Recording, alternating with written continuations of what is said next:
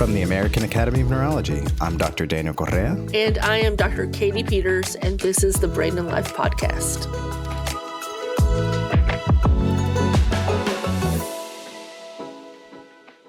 Welcome back to the Brain and Life Podcast. You know, sometimes we need a break from our work, right, Katie? Absolutely. One of the things I love to do, and it's a big feature for us, my wife and I, in New York, is to go out and catch a concert or another musical performance. What do you like to do when you're not at work, Katie? Well, I like to do the same thing. My husband and I are actually taking an art class tonight. So I love to dabble in arts. Sometimes it is a performance art. I live in Durham, North Carolina, so our venue of choice is the DPAC, also known as the Durham Performing Arts Center. It has a wide variety of performances. My husband tends to like classical music, and I avoid that. No, I'm just joking. I'm learning to like it through him, but I like a bit more modern flair. How about you? I like a mix, but particularly my wife and I go out to see both a lot of musical performances, a lot of jazz or some classical in New York, but particularly also a lot of dance performances. I think we've mentioned that before with our interview with the Kennedy Performing Arts Center and their adaptive arts program. But just like all the people behind the scenes in healthcare that we work and value very much, that help hospitals and clinics work successfully, I'm also amazed about, learning about all the things that need to go on behind and backstage, the publicist, the strategist, everything that help bring the things to the stage and film and musical albums to life and really at the quality that really we enjoy. Our guest today has done some of this for many years. In fact, if you've ever heard a live recording of Renee Fleming or something from the stage at Carnegie Hall, then probably Mary Lou Falcone is one of the key people that helped make this a reality. We talked to her about hers and her husband's story of living with his Lewy Body Dementia diagnosis and managing his life through the condition, and also her memory and some of the stories about his life as a New York artist in every sense of the word. I mean, he played with bands, he did art and visual arts. It's an amazing story to hear from him. Well, I look forward to listening to it. I really hope you enjoy the episode.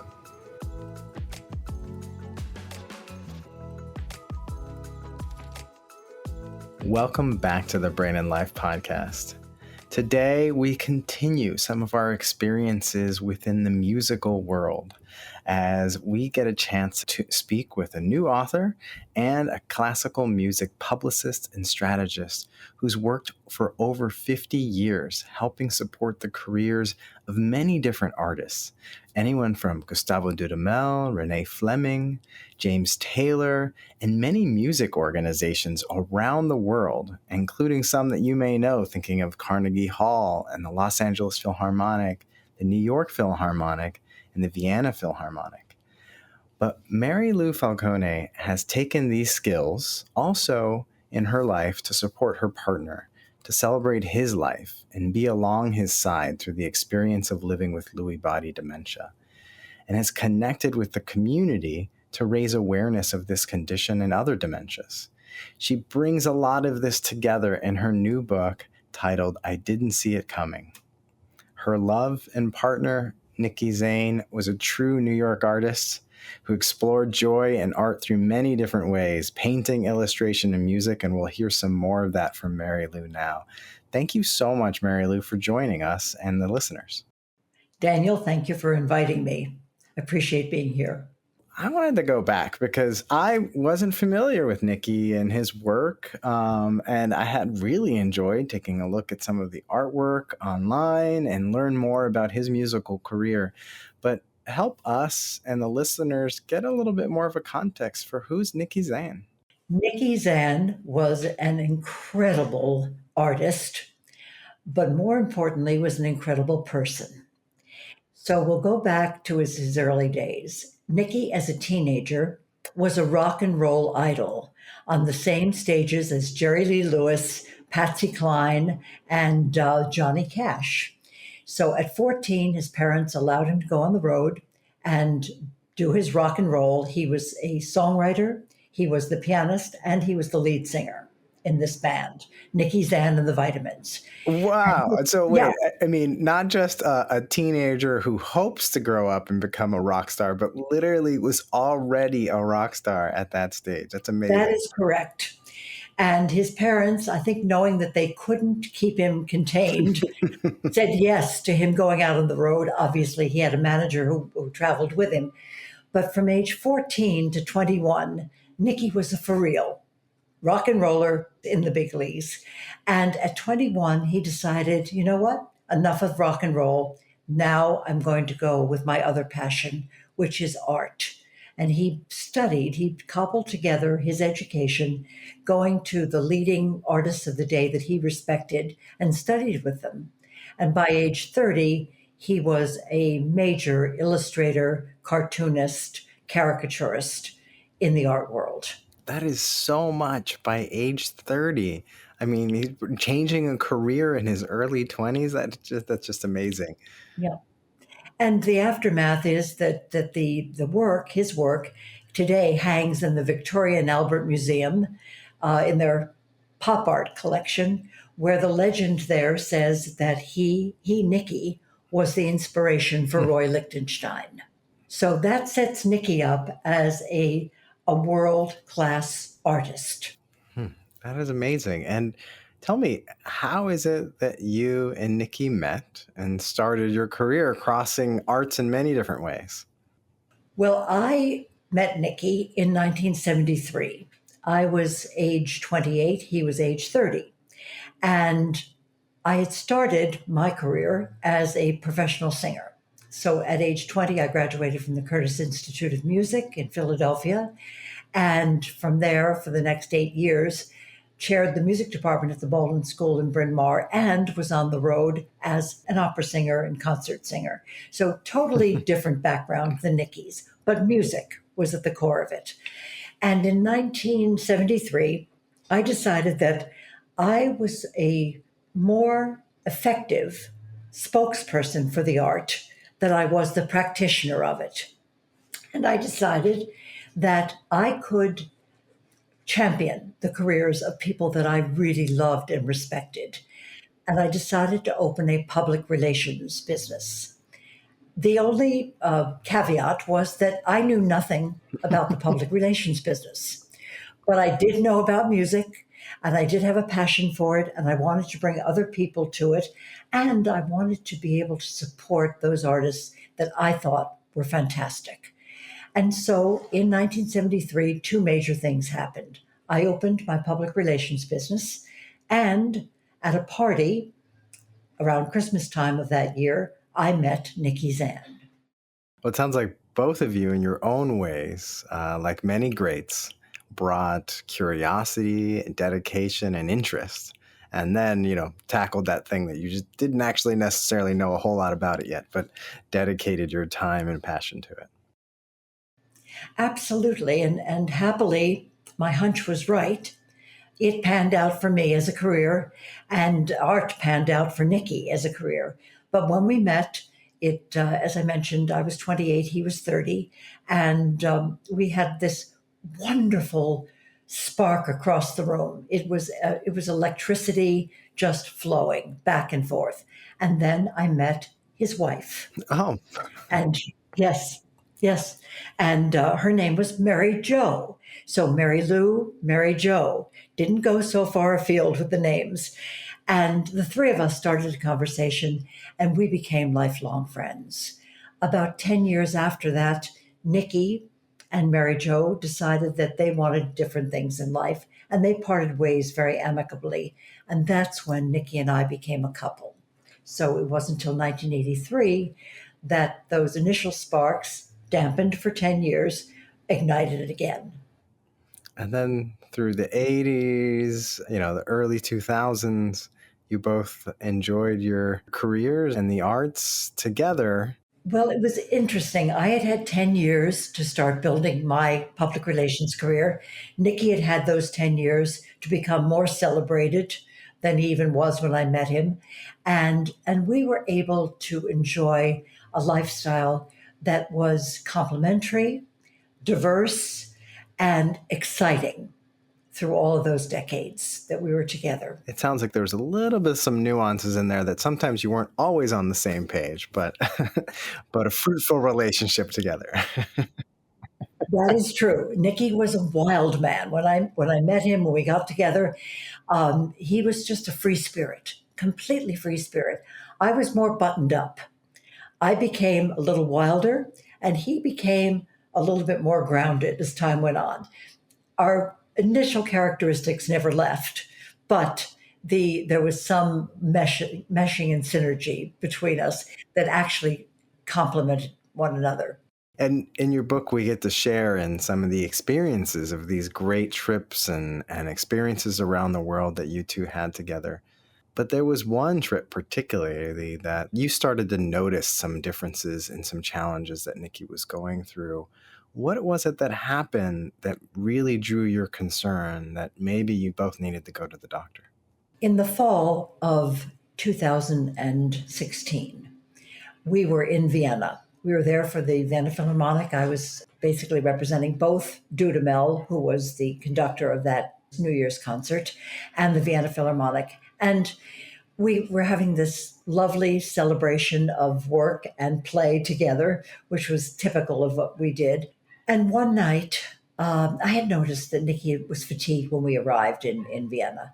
And one night we were to meet at a restaurant. It was a restaurant that we frequented, that Nicky knew well, which was 1.5 blocks from our hotel, from where we were staying. And I arrived a little bit before 8 o'clock at the appointed time. Our friends arrived, 2 friends arrived at the same time. Nicky, who was always early, if not right on the dot, didn't appear. 45 minutes went by and I panicked.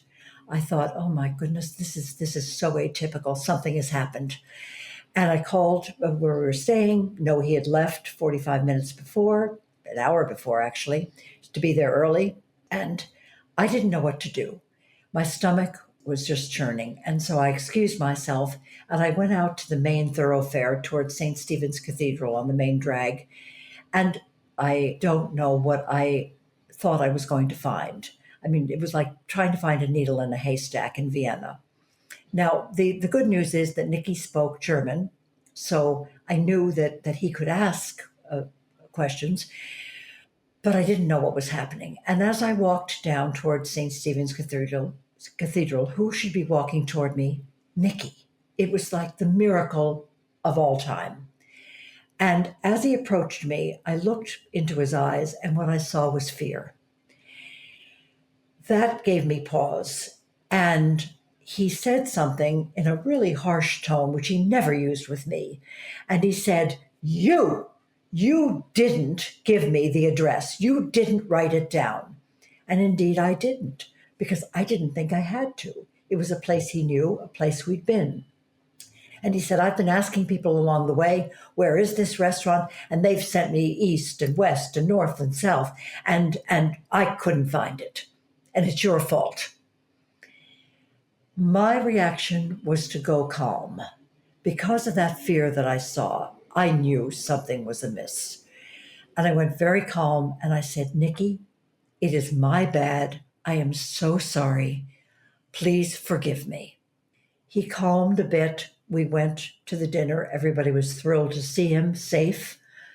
It wasn't the most pleasant of all dinners, but he was safe. And that's all that mattered.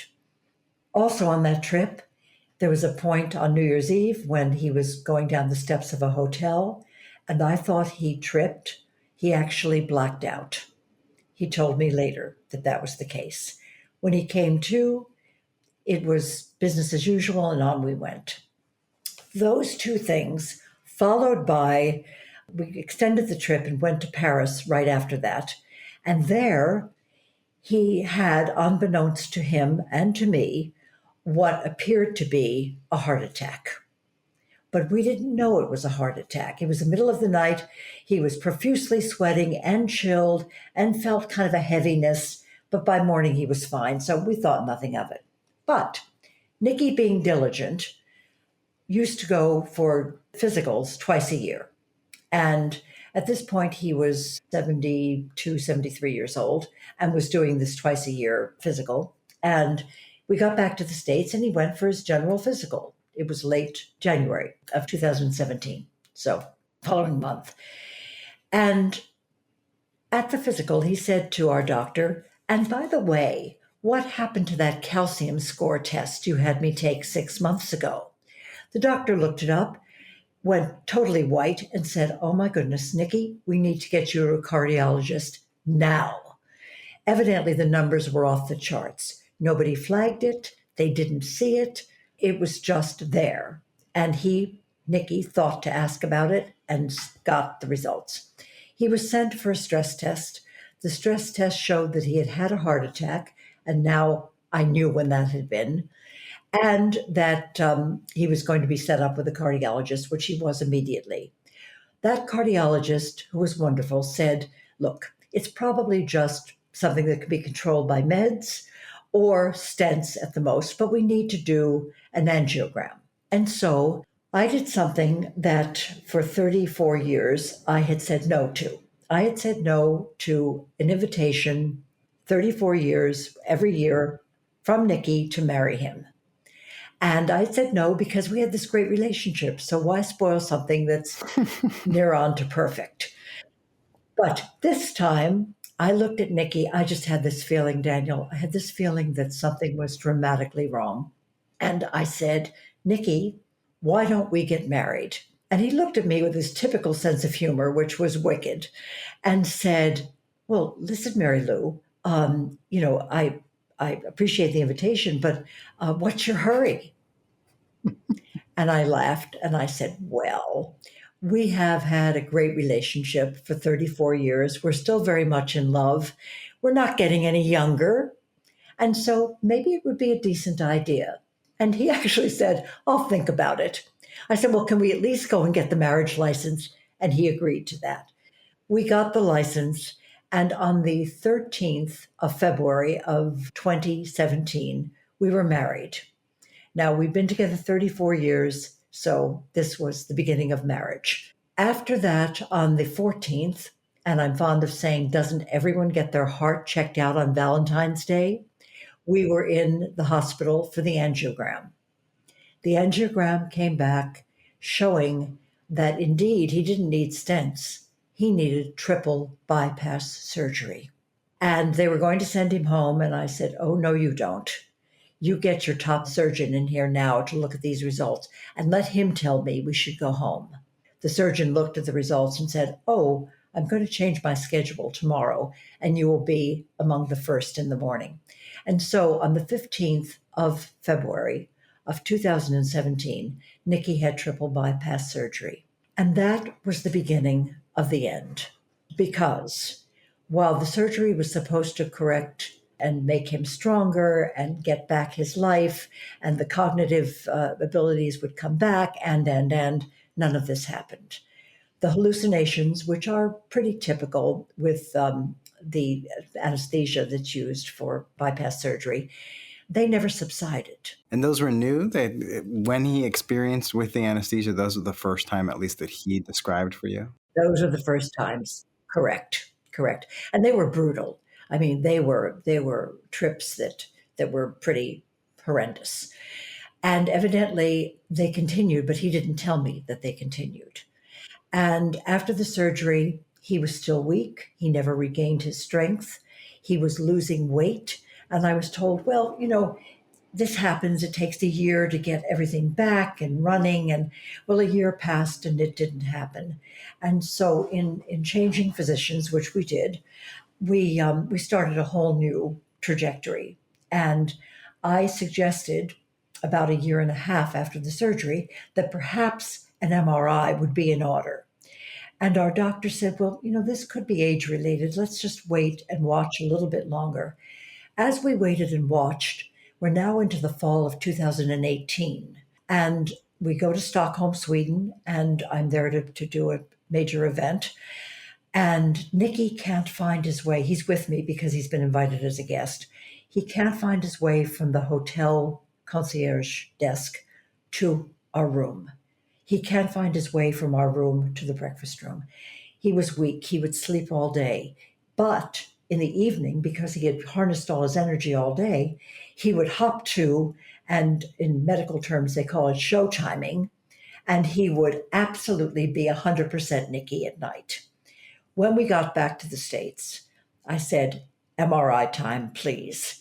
And our doctor, being wonderful and open, said, absolutely. The MRI, which was done in January of 2019, showed a phrase that I hate, age-appropriate deterioration. To me, that's nonsense for, we have no idea. And I said, all right, what's next? Because this isn't good enough. Something's happening. I know it. I feel it. I see it. I need to know. Nicky needs to know. We need to know. Our doctor, again, being a really phenomenal physician and humanitarian, said, well, I'm sending you to another hospital. Now, he was part of Sinai. He sent us to Columbia Presbyterian Hospital, where he said he knew the best neurologist possible.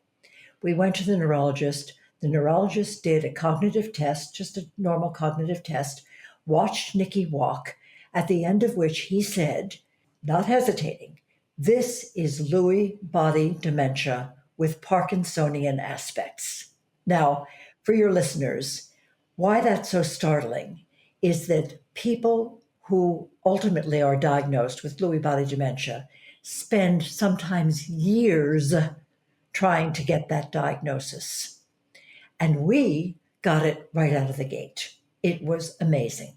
They then did 2 more tests, a DAT scan, DAT, which is a more advanced type of MRI, and they did a REM sleep test, because with Lewy body, unlike Alzheimer's, with Lewy body, you act out your dreams very often. It's not always, again, I keep doing these caveats because it's not a one-size-fits-all disease, but very often you will get REM sleep disorder. And that's when you're dreaming that you're punching the person next to you, but you're actually punching the person next to you. So you're acting out your dreams. That's a distinction between Alzheimer's and Lewy body. Another distinction are the fluctuations. They're both neurodegenerative diseases. They both have cognitive decline. With Lewy body, you keep fluctuating back. So it's in and out of lucidity. One day you're 100% yourself. The next day you don't know who the person standing next to you is. And this goes back and forth. Those are the major differences between the 2 diseases. So here was Nicky with Lewy body dementia, with Parkinson's also. And he knew what it was. We got out of the waiting room and he looked at me and he said, you know, I know what this is. And 3 things he mentioned. One is, I want to see your father. I've never had the privilege of meeting him, and I know that now I will have the honor of meeting your father, meaning that he knew he was dying. My father died in 1981. The second thing he said was, we have had a great run. We cannot be sad. And that's a mantra that I live by every day. And the third, which is so important for all caregivers to hear, which is, please help me to keep my dignity. That's an enormous responsibility, but one that I think is so important to remember and try to achieve. From those requests and questions, or even from the time that you had managing the condition with Nicky, what do you feel that you learned about life from him? That is such a great question. I want to go back and answer that with a little bit of a story, if I may. Of course. And that is that when I was 10 years old, my father had a massive stroke. And he fought to live, and he lived, but he never spoke again for the rest of his life. He was 37 years old. He died when he was 64. And so that's a long time to not have words at your disposal. But he communicated in other ways, with looks, with underlining things, sometimes writing very slowly. But he also had a lot of therapy. We were very fortunate. We had a very fine rehab center very near to us. And unfortunately, though, after 2 years of the insurance money running out, they said at the rehab center, you have a very bright, now 11-year-old, and she can work with you. That would be me. So I was the caregiver for my dad and for my two younger siblings. And I then took on the responsibility of helping with speech therapy for my father. Now, you may say, well, where was your mom in all of this? She was out holding 3 jobs down to keep the family together. And that was more than a full-time situation. And so I just kind of stepped up to the plate. Nobody asked me to, but you do what you have to do. And I was the caregiver and the speech therapist. Now, what I learned from that is what not to do. And so a child thinks, I can make this happen. I can make my dad speak. I can really be the catalyst for helping this situation. And what I didn't know as an 11-year-old, and what the doctors didn't know at that time, nor did the therapists, was that the damage was so extensive in my father's brain that there was no rehabilitating anything because there was nothing to rehabilitate. And therefore, it was an exercise in great futility and great emotional stress. My dad was so patient, most patient person I've ever met in my life. And I wasn't. And so we fast forward to Nicky's illness and what I learned. And what I learned was patience. I learned that I couldn't control everything. I learned to go with the moment. I learned to appreciate those beautiful moments when Nicky was back and we were together again. And I learned to accept the moments when he left. So I learned a lot. And I guess what I learned overall was that when I needed help, instead of being stoic and being the in-charge person, I learned to ask for help along the way, because every caregiver needs help. We can't do this alone. It's impossible. And asking for help was not in my wheelhouse. I could do it all, but I couldn't. Some of our listeners may not be as aware that speech language therapy, or in some of the rehab that Mary Lou was sharing with us, is very closely connected also to speech and the use of your voice and music. And so in a way, as challenging as it was to be there and help and support your father, even though he wasn't going to get his voice back, it sounded like he, through that time, and through the learning that you had, you learned the power of your own voice and a connection to music. And I think that may be very possibly related to your path later. Absolutely. What I learned was that emotionally, I couldn't speak about what was happening. It was an Italian-American family, and it was in the 1950s.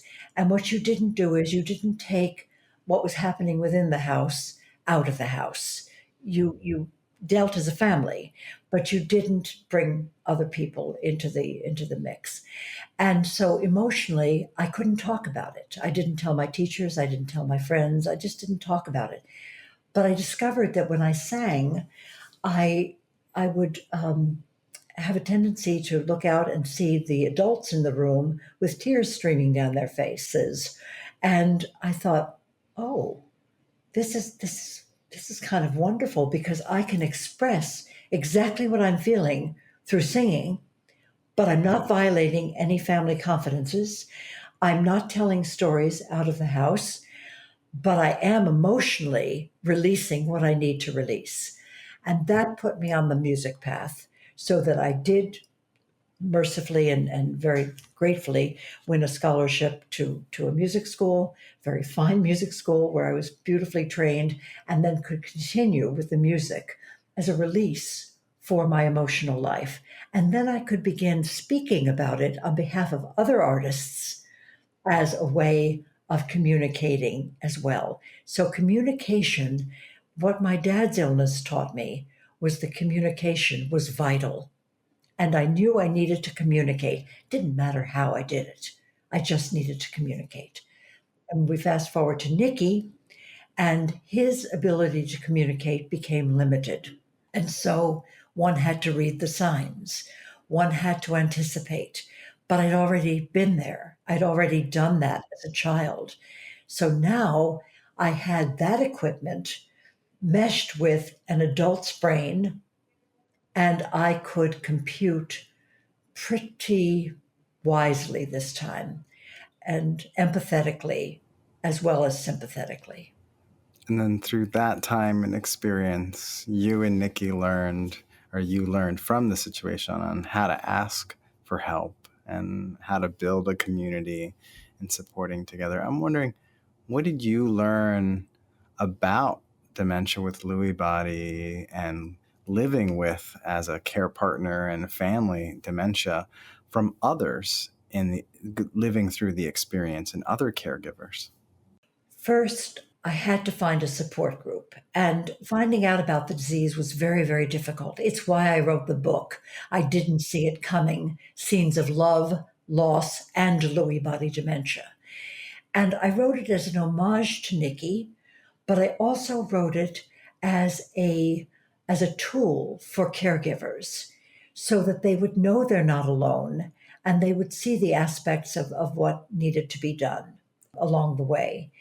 In terms of the caregiving, what I needed was to find support. And through the actor David Hyde Pierce, who introduced me to an organization called Caring Kind, they in turn introduced me to the Lewy Body Dementia Resource Center, run by a phenomenal woman whose name is Norma Loeb. And Norma runs support groups for caregivers. She runs support groups now for people with Lewy body. And she is a walking miracle, in my opinion. And so I joined the Lewy Body Dementia Resource Center care group. And from those people, I learned I wasn't alone. I learned to be able to articulate what was going on in terms of the malfunctioning of the body, the malfunctioning of the brain, the incredible situations that one found oneself in that you never ever anticipated or thought or saw coming. And people spoke very openly, very honestly, very candidly, because they knew that those in the group experienced or were experiencing the same things. It was a lifeline.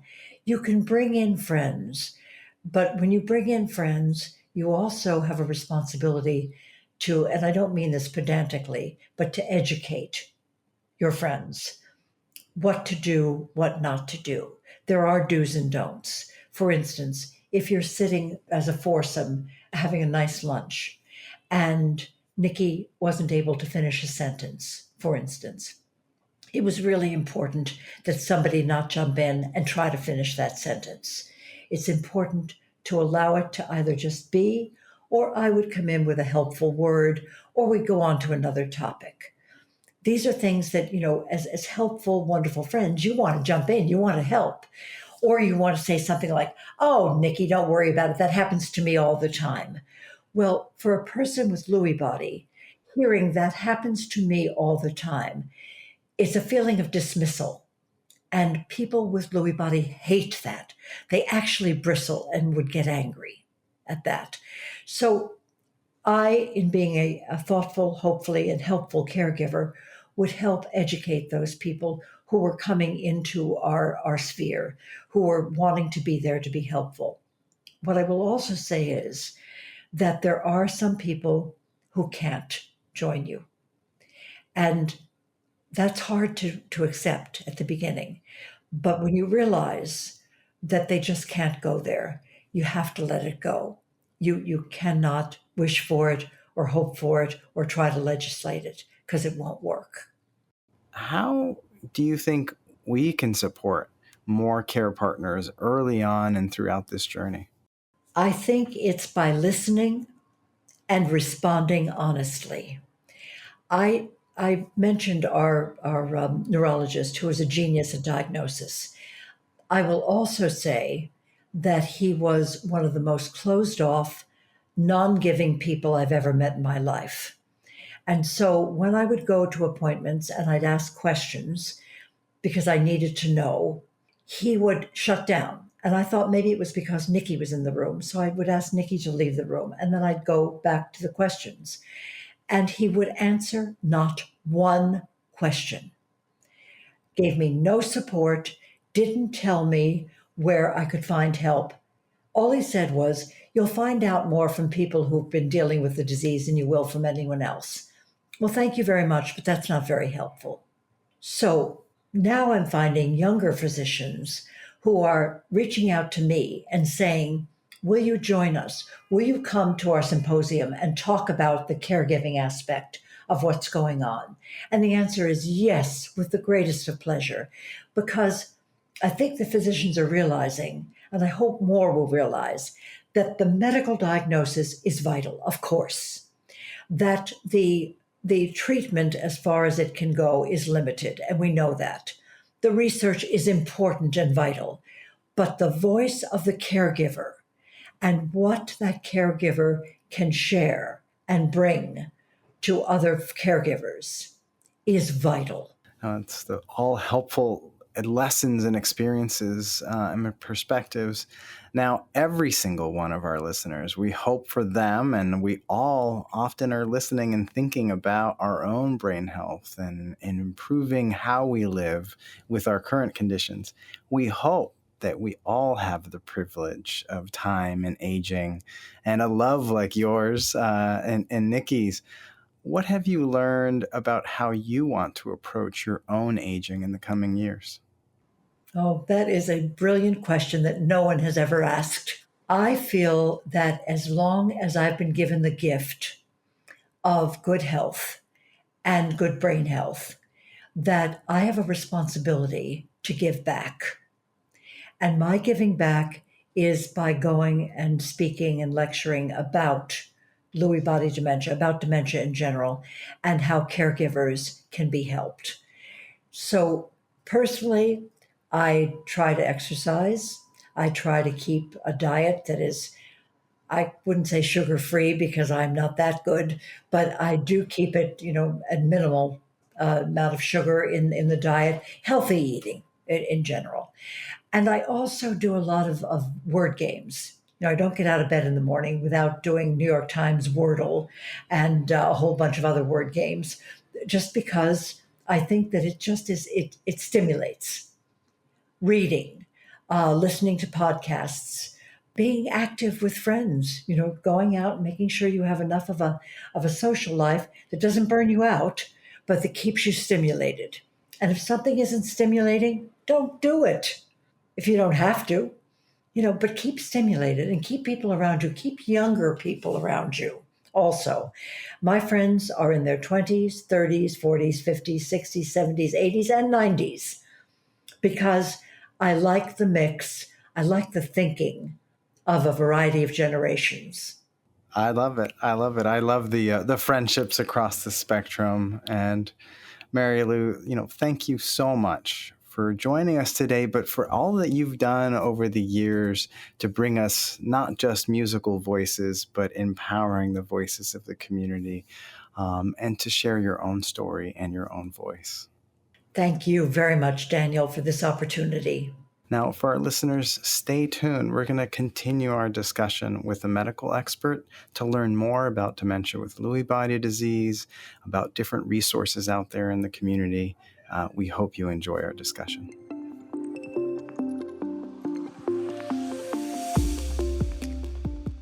Can't get enough of the Brain and Life podcast? Keep the conversation going on social media when you follow @NeuroDr Correa and @Brain and Life Mag, or visit brainandlife.org.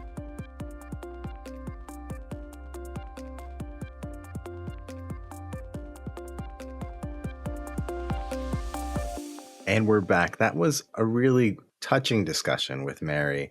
Mary Lou shared with us her own life story, her story together with her husband, Nicky Zann, a little bit about his experience as an artist and musician in New York City, and then when he started to have symptoms of Lewy body dementia, how it impacted their lives, how it impacted them as his condition evolved, and unfortunately when he passed away. Now, she mentioned to us a doctor that she worked with, and I was glad to hear it's a doctor that I work with, actually also in the Bronx at Montefiore and Albert Einstein College of Medicine. I'd like to introduce you all to Dr. Jason Cohen. He's a neurologist and a dementia specialist who helps support and care for individuals and families that are going through these different neurodegenerative conditions like Lewy body dementia. Thank you so much, Jason, for joining us. Oh, thank you so much for having me, Daniel. Really appreciate the opportunity. So Mary Lou mentioned that she knows you. How is it that you came to meet her and know her and get involved with some of the same work and advocacy work that she's been doing? So I know her through the Lewy Body Dementia Resource Center. So there are a number of groups that help people with different types of dementia and memory or thinking problems around the country. And this one I got involved with because they're very, very patient and caregiver centered. And they do a lot of great work, a lot of great advocacy. I had the opportunity and sort of jumped on it. So I've gotten to do a lot of different work through them, including recording different videos about all the different symptoms of Lewy body, working on them on some of their advocacy and outreach efforts, their education efforts. So anything we could do to spread the word about this condition. And I'm glad we can join that effort and hope and help bring more awareness and attention and understanding to it. Now, our listeners may recall we've had several different episodes on different types of dementias, including one of the most common being Alzheimer's dementia. And we've also mentioned how stroke and other vascular issues might result in something called vascular dementia. But for this condition, Lewy body dementia, Jason, can you briefly explain for our listeners what it is and how it differs from some of the other forms of dementia? So as you mentioned, so dementia is this umbrella term. It's not one disease. It's this giant category that says, well, your thinking, your memory, some sort of thing like that is not as good as it used to be, to the point where it gets in the way of you doing your day-to-day activities. So again, it's not one disease, it's a whole category. And under that, the most common type is Alzheimer in the US, or vascular or stroke related. But the number 3 type or number 2 type, depending on how you want to count it, is this thing called Lewy body. And we like to say it's the most common kind of brain disease or dementia that no one's ever heard of, even though there's almost 1.5 million people with it right now in the US. And there are a number of different symptoms that people have. Not everyone has all of the symptoms, but some of the most common things that people with this Lewy body disease have are hallucinations. So especially seeing things that aren't really there, often small people, animals. People have very slowed thinking or slowed processing. It just takes them a little bit longer to think about stuff or remember stuff compared to before. And that's in contrast to something like an Alzheimer's disease. Usually people who have Alzheimer have a hard time making new memories. And if you give someone a hint and a reminder, and I never made that memory in the first place, so I'm not necessarily going to remember it, but my thinking speed is okay. As opposed to someone who has Lewy body, where the thinking just isn't as quick. It just takes a little bit more effort. But a lot of the time you can give someone a hint, a reminder, a calendar, and often, oh, that's right, and the memory can come back. So hallucinations is one big piece, the slowed thinking and slowed processing. Some people have a hard time seeing things that are in front of them, judging distances, seeing where things are. So what are some of the things that differentiate those symptoms as maybe being more related with Lewy body dementia from some of the other medical conditions or other dementias with similar symptoms? Right. So that's a great point. Most of the symptoms by themselves are not very, very specific. So each individual symptom you can get in many, many different diseases, but when you put the pattern together, that's where we can say, this is something different. This is something new. And actually, that's one of the reasons why it could be quite challenging for many people to get a diagnosis early on, especially for people where the symptoms are less specific. You say, but that slow thinking could have many different causes. That shaking by itself could have many different causes. And really, until the person develops other symptoms, sometimes it's challenging to put it together. In terms of things that are a little bit more specific. So the person who is having movements in their dreams, they're reenacting their dreams, punching, kicking, yelling, screaming in their dreams, that's a little bit more specific either to this thing called Lewy body or some of the related diseases, some of the diseases in the same family, like Parkinson's disease or this other condition called MSA or multiple system atrophy. But those types of movements, while they can be seen elsewhere, are much more common in Lewy body and things in the Lewy body family. Most of the others, as you mentioned, by themselves could be seen with so many other conditions. The hallucinations we can see in people who have Alzheimer, people who've had stroke, but they are much more common in those who have Lewy. Usually it's seeing. You can also have auditory hallucinations. You can also hear things. You can also rarely smell things. You can have other types of changes in your mood. Some people get very anxious or depressed. Some people have paranoia or delusions. But again, all of these can occur in many, many different diseases. So we do need the pattern in order to figure out what it is. So it's not, any of these individual symptoms, as you said, it's the pattern. And sometimes together as doctors or when we're explaining these things to people, we describe the pattern together of various different conditions as being the syndrome. And so that's kind of how that concept comes together. And one of the other challenging things is many people with Lewy have what we call fluctuations.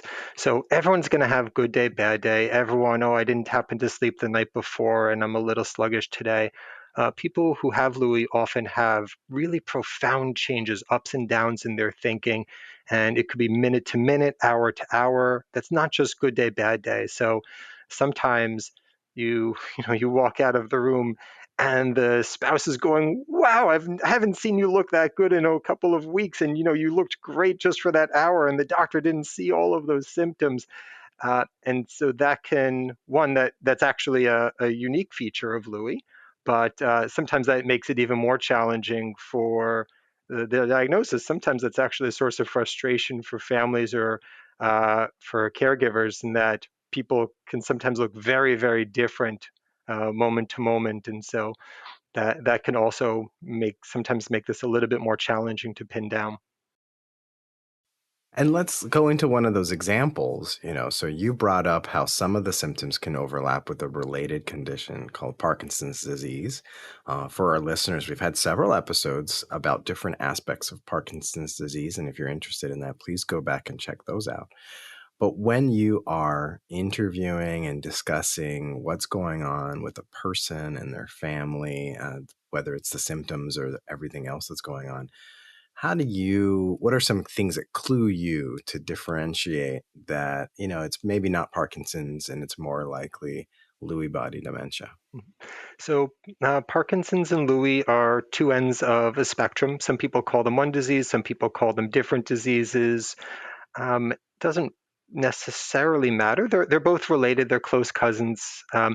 And we usually think of Lewy as the person who starts with thinking and memory changes, or maybe starts with hallucinations, and then later on may or may not ever have the things that we normally call Parkinson or Parkinsonism. So the shaking and the shuffling of the feet and bending over a little bit in a stooped posture when walking. Some people with Lewy actually never get any of those symptoms or have them only very, very minimally. But for the majority of people with Lewy, eventually you'll get some of those or many of those.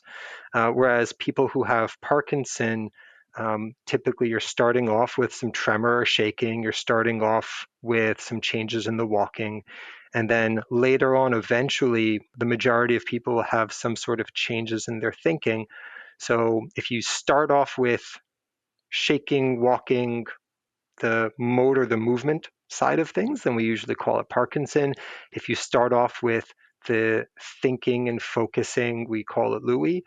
In the research world, we have this sort of arbitrary line in the sand. If you're shaking for 1 year and a day before you have your thinking, then we're going to call it Parkinson. And if it is less than a year and a day, we call it Lewy. And for the individual person, I say, don't worry about it. If the thing that bothers you and that bothers your family and your friends and your caregivers the most is the thinking, we're going to call it Lewy. And if the thing that bothers you the most is the moving, shaking, we're going to call it Parkinson. But really, that's just a shorthand for what are the symptoms that I want to make sure that I am giving the most weight to, that I'm trying the hardest to address, because sometimes trying to help one thing will make other stuff worse.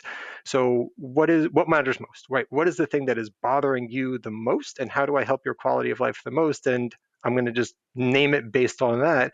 And I don't worry as much about what label I happen to give. And we've mentioned how, we're putting this in a way in a spectrum, and with different names on one end or the other, and how different aspects of the different symptoms can be very related, and sometimes a little bit different. But what is it that we know? Can you go into what we know and understand about what's going on in the brain that makes these two conditions related? And what do we know that's a little bit more different between the two? So in the brain, there's this protein, this thing called alpha-synuclein, and when it's not folded up and not in the right way, then it can sort of come up the works. Exactly how that works, exactly what this chemical alpha-synuclein is doing in people's brains normally, there's a little bit of ambiguity there. It is not entirely clear, but we know that as this chemical, as this protein is present in a non-normal way in people's brains, depending on exactly where in the brain it is and how it spreads, that pattern will tell you if this is more of a Lewy pattern or is this more of a Parkinson pattern. And I should say it's actually not just the brain. We know that it could also be found in the skin, and it can be found in other parts of the body as well. And we think that that's actually related to some of the other symptoms that people get, that might be related to some of the dizziness that people get, that might be related to some of the constipation that a lot of people get. So even though we think about these as brain diseases, they are more than happy to make the acquaintance of all of the nerves and all of the parts of your body, and can cause problems in a variety of places. And that's an important context and reality for us as doctors to discuss, and for people in the community to be aware of, that, we're not just talking about the thinking and the movement, and that these things impact so much more of their life, because it gives a credence to the fact that they're experiencing this. But if it's not really shared that it's part of a condition, they may feel alone in that way. Right. And also the other piece is that people don't necessarily relate. Oh, by the way, this is the worst constipation I've ever had. Well, that's actually part of your Lewy or part of your Parkinson. And we should make sure we're talking about that. By the way, every time I get up, I'm getting a little bit dizzy or lightheaded. By the way, I'm having these other challenges, and people might not think to relate them all, but because these diseases affect so much of our bodies, they can cause problems everywhere. So as long as we think broadly, we're more likely to be able to help people with a lot of the challenges that they face. And before we go on into some of the other ways that these two conditions, and particularly Lewy body dementia, affects people and their families, I wanted to go back to a little bit about what we understand about causes and risks. So we know that with Parkinson's disease, there are some genetic causes, and we know that there's also some environmental risks that might lead to someone getting or be associated with someone getting Parkinson's. What do we know about that with Lewy body dementia? And do you need one of those to be a cause, or what are the other possible causes or risks? So we know a lot more about this in the Parkinson world than we know about the Lewy world. So we don't really know as much about the environmental risks in Lewy body. Genetics is quite rare. So in an Ashkenazi Jewish or Eastern European population, it's a few % risk of this being in the family or hereditary. But outside of that, it is quite rare. It's not zero. We used to think it was close to zero. It's not, but it's very uncommon. It's single-digit percent or less than a percent. But we have a lot to learn. It's good to know that we're expanding and understanding our knowledge and understanding about its related spectrum or cousin Parkinson's, but it seems like we need a lot more research for Lewy body dementia to understand some of those risks and differentiate it from the spectrum of Parkinson's. In Nicky's story that Mary shared with us, Mary Lou shared that he had issues with, finding his way around a city that they were visiting and just his speed of processing and understanding instructions. And very soon, and around that time also is when they started to notice that he was having visual hallucinations. So it seems to fit that way. And for him, very quickly after he got to see a neurologist, they were able to put that pattern together. I'm wondering, of the groups of possible early symptoms, is there one type of group that seems to get a delay in how quickly it gets figured out what's going on for them? Is there one type of set of symptoms that seems to, confuse the hospital or the health system a little more than the others? A wonderful question. So people who have the hallucinations and the mood symptoms first often have the most challenges at getting a diagnosis as quickly as we'd like. The people who start off with those big fluctuations, the big ups and downs, the first time maybe you worry, did this person have a stroke? Maybe this person had a seizure. Maybe this person has what's called delirium. And by the second time it happens, the third time it happens, you say, wait a minute, maybe there's something else here. In the brain itself, actually, there are some very interesting links with delirium and Lewy body, and some of the same brain regions that have changes in how they're working actually seem to be affected. And so we're using Lewy body and delirium, this typically short-term confusion that we can see in a whole host of any sort of medical condition, everything from someone is sick in the intensive care unit with a heart attack or COVID or pneumonia, and you can have a temporary alteration in brain function called delirium. We're actually using delirium to learn more about Lewy and the reverse, just because there are some similar brain regions involved. So, but by and large, the people who start off with what you can call psychiatric symptoms, right? Psychiatry and neurology, it's the same brain. It's just sort of different perspective or different historical baggage, if you will. For some of the people with those symptoms first, it does take longer to get a diagnosis. And, so you were starting to mention a little bit about where we are with some of the science in understanding a few of the aspects about Lewy body dementia.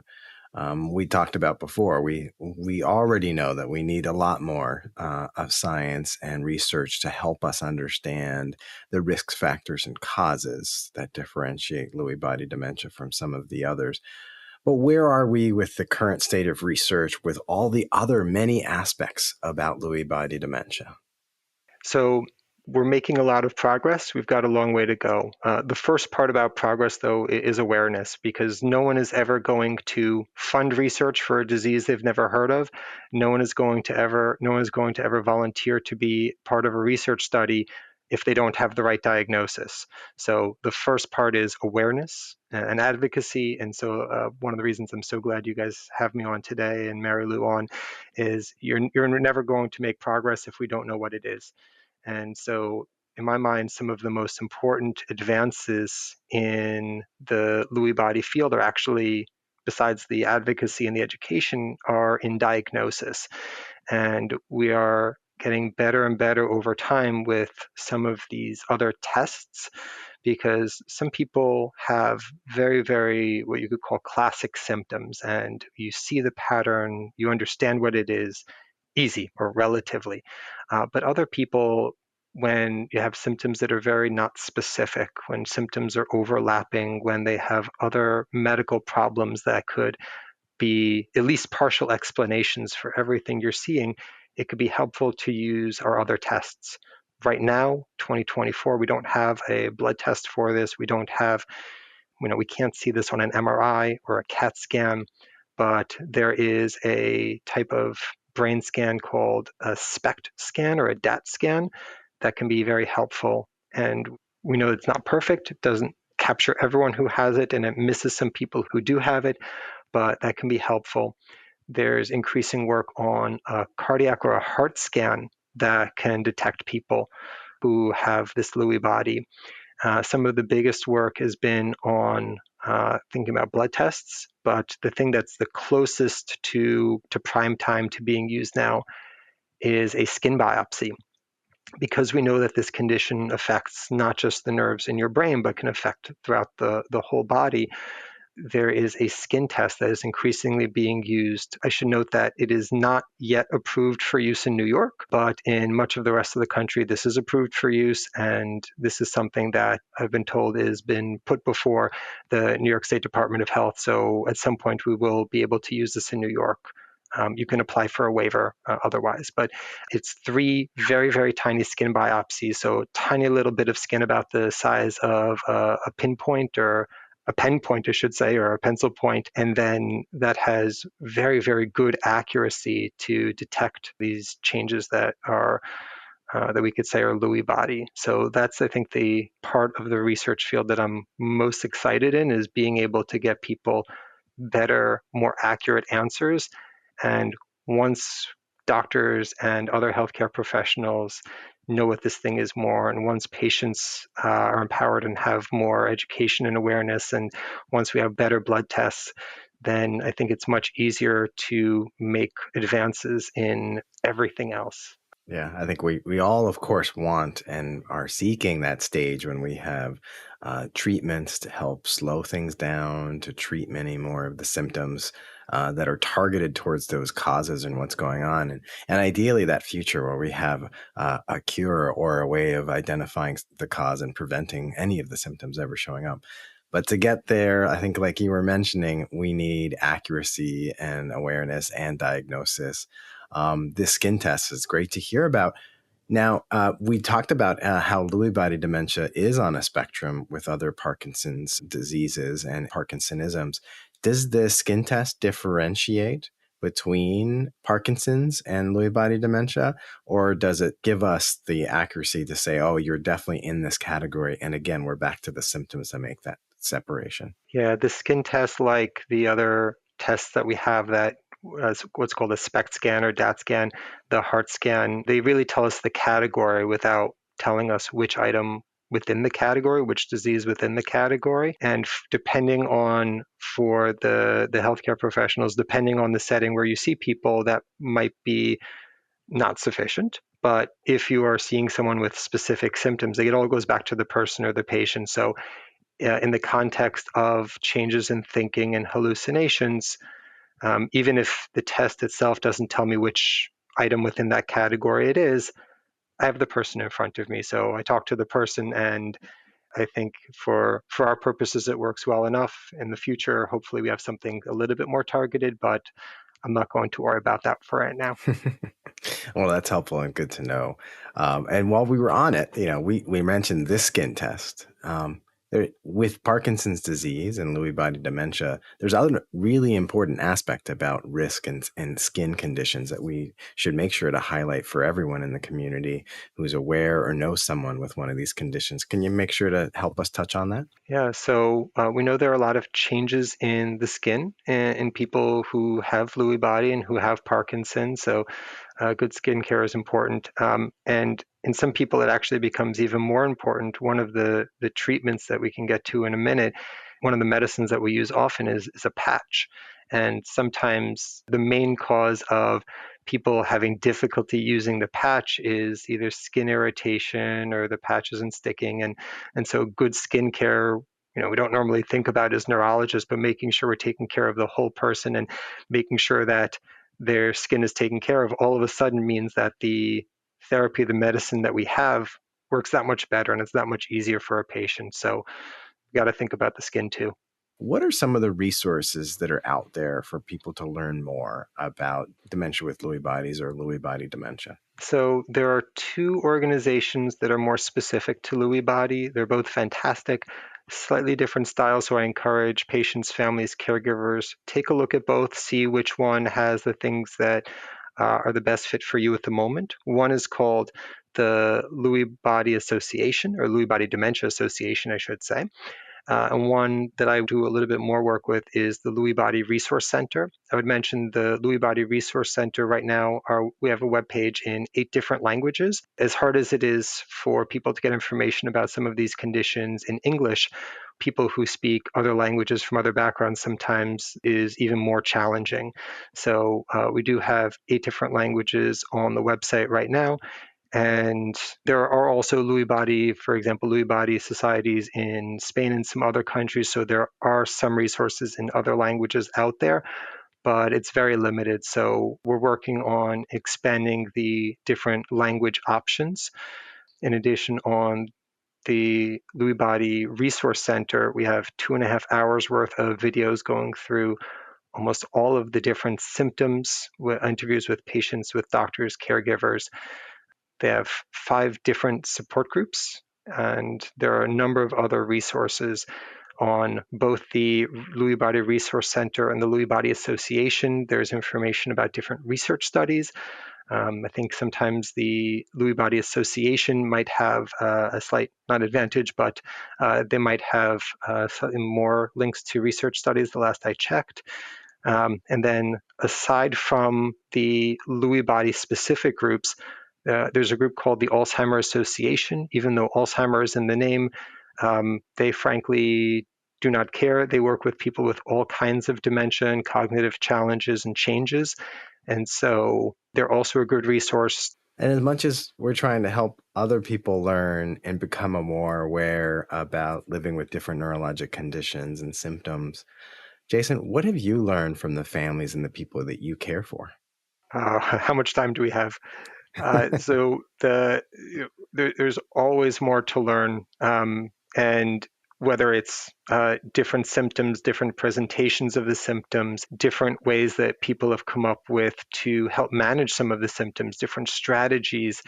And so I'm learning on a daily basis from our patients and families. So everyone is contributing. And actually, I saw someone who had similar things yesterday. Have you tried A, B, and C?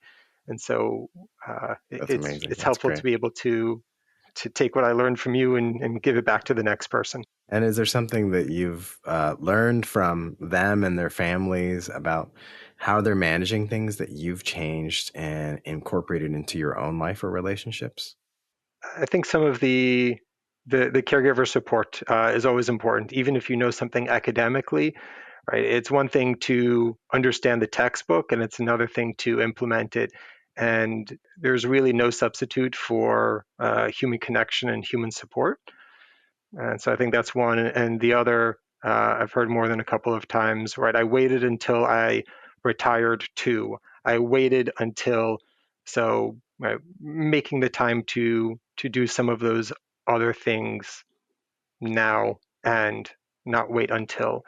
I think is something that has been emphasized to me by more than a few families and patients. So I've been trying to take that to heart as well.